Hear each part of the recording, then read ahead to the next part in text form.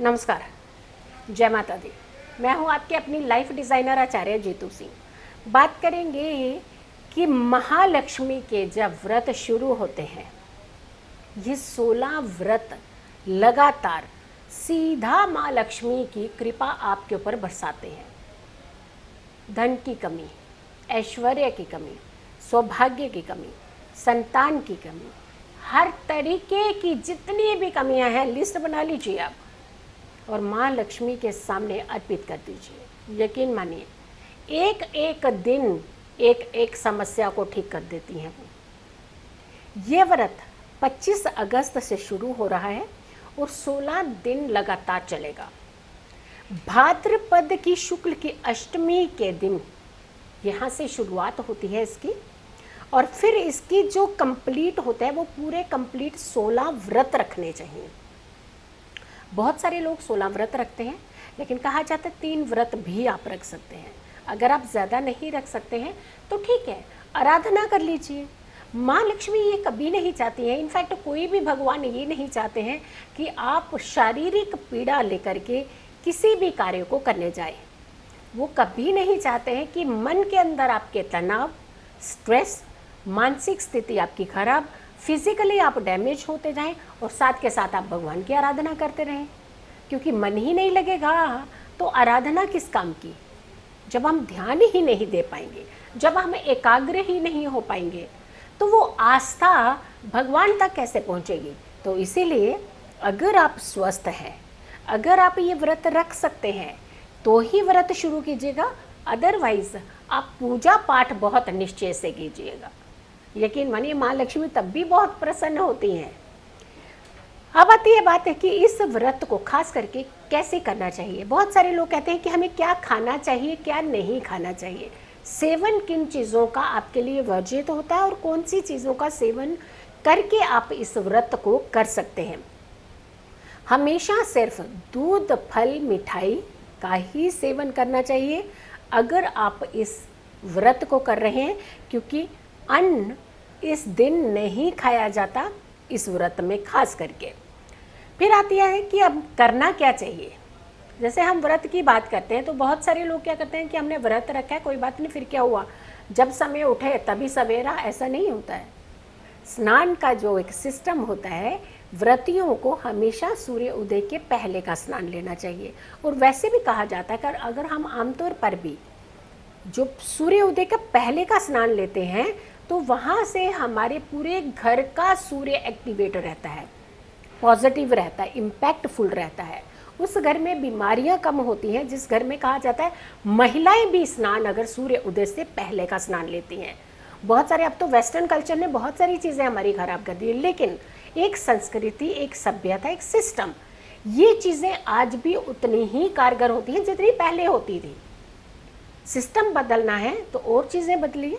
ये क्या है कि आपने 12 बजे उठने का सिस्टम बना दिया, नहीं, ऐसा बिल्कुल नहीं होना चाहिए। फिर आती है कि बात, जब भी आप व्रत की शुरुआत करें, माँ देवी के सामने समर्पण कर दीजिए पूरी तरह। भरता हमेशा खाली घड़ा ही है। जो घड़ा पहले से ही हमने इतना भर दिया है उसमें पानी डालने की गुंजाइश ही कहाँ बचती है, वो तो बाहर ही निकल जाएगा। तो इसीलिए हमेशा कहा जाता है जब भी हमें कुछ पाना होता है, जब भी किसी पूजा की विधि को करना होता है, तो हमें हमेशा अपने आप को पहले शून्य के ऊपर यानी बिल्कुल शांत हो जाना चाहिए, तभी कुछ पाने की हम कामना कर सकते हैं। उसके पश्चात आपने माँ देवी को, माँ लक्ष्मी को आपने समर्पण कर देना है कि मैं आपके व्रत का संकल्प ले रही हूँ, मेरी सारी जिम्मेदारी, सारी डोर आपके हाथ में है। अब आपने किस तरीके से इसे बिल्कुल सही डोर को बचाए रखना है, संवारे रखना है और तरक्की की ओर लेके जाना है, ये आपके कर्तव्य है। तो एक बार कहता था, जब सरेंडर करते हैं ना तो सामने वाले की जिम्मेदारी बहुत बढ़ जाती है। तो माँ लक्ष्मी की जिम्मेदारी बढ़ा दी आपने इससे। दूसरी बात आती है कि कहा जाता है कि इस दिन अगर आपकी कोई खास समस्या होती है और आपको एक डोरी ले लेनी चाहिए। ये बड़ा महत्व है इसका, जो आपको एक उपाय बताने जा रही हूँ। एक डोरी ले लीजिए और पूरी 16 गांठें लगा दीजिए उस पर, और डोरी लीजिए आप पीले रंग की, अच्छी सी मजबूत सी डोरी लीजिएगा। पीले रंग की डोरी लेनी है, आपने पूरी 16 गांठें लगा करके रख देनी है। बताऊंगी आपको मुझे क्या करना है, लास्ट में यही बताने वाली हूँ कि आपको इस डोरी का करना क्या है। चलिए, फिर आती है बात और किन चीज़ों का खास करके ध्यान रखना है। कहा जाता है जब 16 दिन पूर्ण हो जाते हैं व्रत के, 16 व्रत जब आपके कंप्लीट हो जाते हैं, उसी दिन शाम को आपने सूर्य अस्त के बाद जो ये वेला होती है, गोधूली वेला, सूर्य अस्त और सूर्योदय के बीच की जो वेला होती है, इस वेला में आपने एक बहुत ही स्वच्छ वस्त्र के साथ, या तो लाल रंग का होता है या फिर पीले रंग का होता है, आपने पूरा एक मंडप की शेप बनानी है। वहाँ माँ लक्ष्मी को विराजित करना है एक लाल रंग के आसन के ऊपर। कमल के फूल का एक जोड़ा ज़रूर चढ़ाना है, भोग लगाना है। मिश्री का भोग लगा सकते हैं आप, कुछ मिष्ठान बना सकते हैं, मिष्ठान का भोग लगाइए।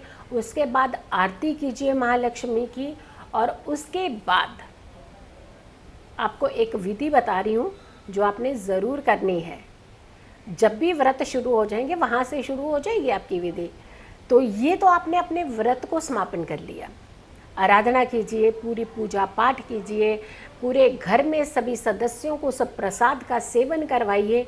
और उसके बाद आपने शयन जो होता है, कहा जाता है कि जिस दिन मंडप सजाया जाता है, माँ लक्ष्मी का पूजा अर्चना की जाती है, समापन किया जाता है, उस दिन व्रती को हमेशा नीचे ही बिस्तर लगा करके सोना चाहिए।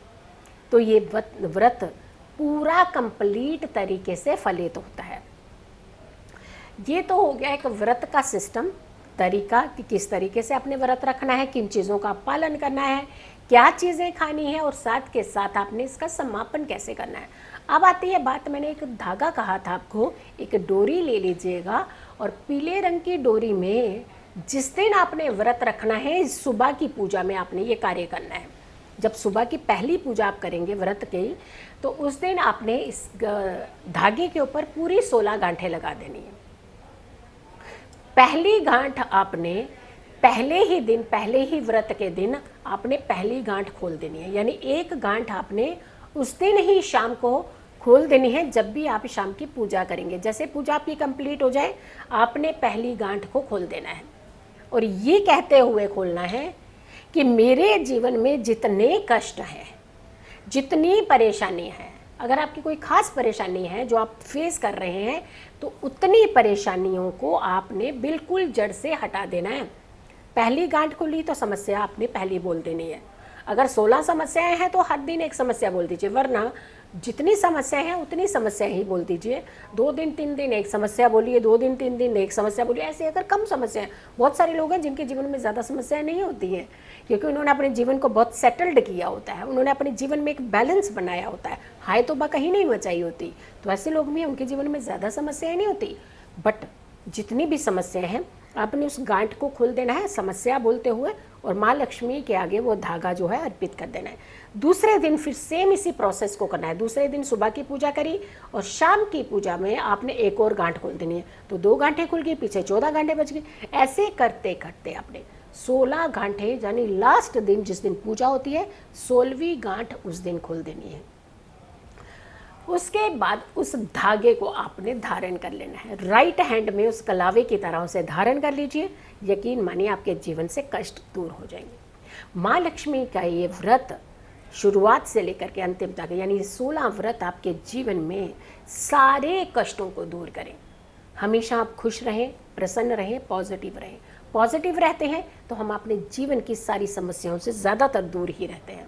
तो खुश रहिए, स्वस्थ रहिए, पॉजिटिव रहिए। नमस्कार।